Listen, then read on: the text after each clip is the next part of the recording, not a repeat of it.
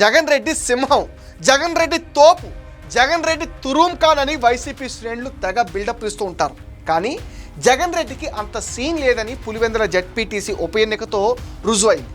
ఈ జెడ్పీటీసీ ఎన్నికల్లో అసలు వైసీపీకి ఒక స్ట్రాటజీ అంటూ లేనే లేదు. గెలుద్దామనే తపన లేదు. ముందే చేతులు ఎత్తేశారు.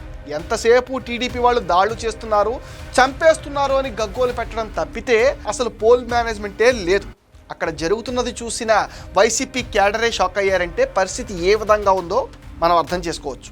పులివెందల్ని జగన్ రెడ్డి తన ఊరు అని చెప్పుకుంటాడు. దశాబ్దాలుగా వైఎస్ కుటుంబం చెప్పిందే అక్కడ వేదం. అటువంటి చోట మమ్మల్ని కొడుతున్నారు, చంపుతున్నారని వైసీపీ వాళ్ళే శోకాలు పెడితే పార్టీ ఇమేజ్ దెబ్బతింటుందనే విషయం జగన్ రెడ్డికి తెలియదని మనం అనుకోవాలా? జగన్ ఇలాకాలోనే ఇలా ఉంటే రాష్ట్రంలో వైసీపీ వాళ్లను మిగతా చోట్ల ఎవరైనా పట్టించుకుంటారని కనీస స్పృహలో కూడా లేకపోవటం పెద్ద ఆశ్చర్యం. ఇక అవినాష్ రెడ్డి డ్రామాలైతే పీక్ లెవెల్.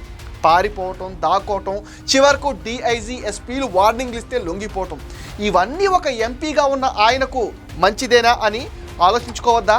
చివరికి పులివెందుల డిఎస్పీ నా కొడకల్లారా కాల్చి పారేస్తా అనే పరిస్థితి వచ్చిందంటే వీళ్ళు సింహాల, తోపుల. ఓవరాల్గా చూస్తే వైసీపీకి ఒక డైరెక్షన్ లేదు, చెప్పేవాళ్ళు లేరు, నడిపించేవాడు లేడు అనే విషయం ఇక్కడ క్లియర్ కట్గా అర్థమవుతుంది. రప్ప నరికేస్తామని స్టేట్మెంట్లు ఇచ్చుకోవటం, 2029లో అధికారం నాదే అంటే అధికారం రాదు అనే విషయం చెప్పినా ఆ పార్టీ నాయకుల్లో ఎవరికి అసలు అర్థం కాదు. ఇక ఆ పార్టీ అధినేత జగన్ రెడ్డికి అయితే చెప్పనవసరం లేదు.